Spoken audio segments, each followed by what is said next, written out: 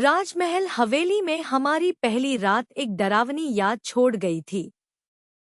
निशा नाम spirit box पर सुनकर हमारी टीम हिल गई थी। यह नाम हमें एक नई दिशा दे रहा था। हमने तय किया कि हम उस नाम का पीछा करेंगे। शायद यह नाम इस हवेली के रहस्य को सुलझाने की कुंजी था। अगले दिन हमने हवेली के इतिहास पर रिसर्च की।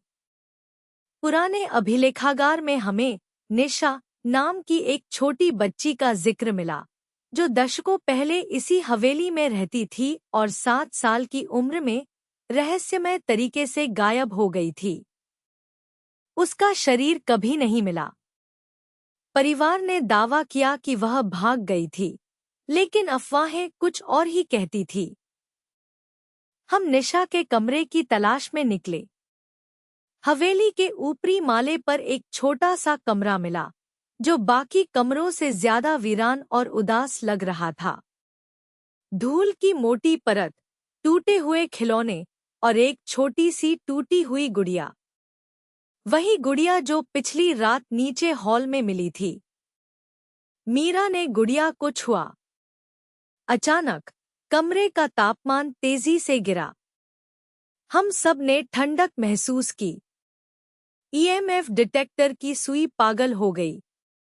रोहन के कैमरे पर बैटरी अचानक खत्म हो गई, जबकि वह पूरी तरह चार्ज था। यह सब संकेत थे कि निशा की आत्मा यहाँ मौजूद थी।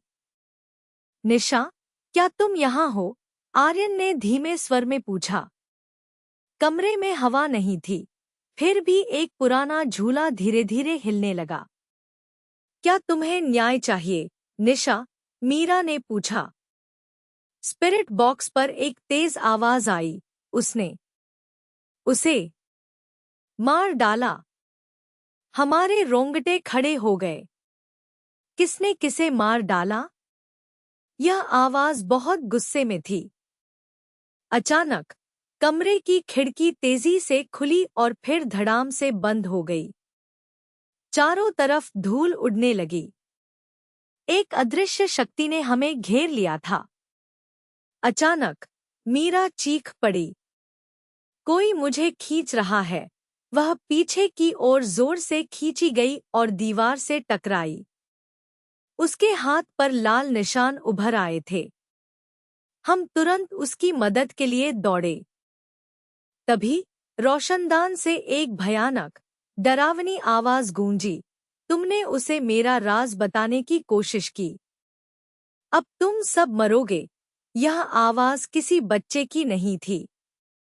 यह बहुत गहरी और भयावह थी। हवेली के अंदर का अंधेरा घना होने लगा। हमें लगा जैसे कोई भयानक चीज हमारी ओर बढ़ रही है। क्या निशा अकेली नहीं थी? क्या कोई और आत्मा यहाँ छुपी हुई थी, जो निशा को कैद करके रखी थी? हमें समझ नहीं आ रहा था कि हम किससे लड़ रहे थे। एक अदृश्य शक्ति ने हमें पूरी तरह से घेर लिया था। हमारी सांसें अटक गई थी। क्या हम इस रात जिंदा बच पाएंगे? क्या हम इस हवेली के असली भयानक सच का सामना कर पाएंगे? जानने के लिए देखें अगला भाग।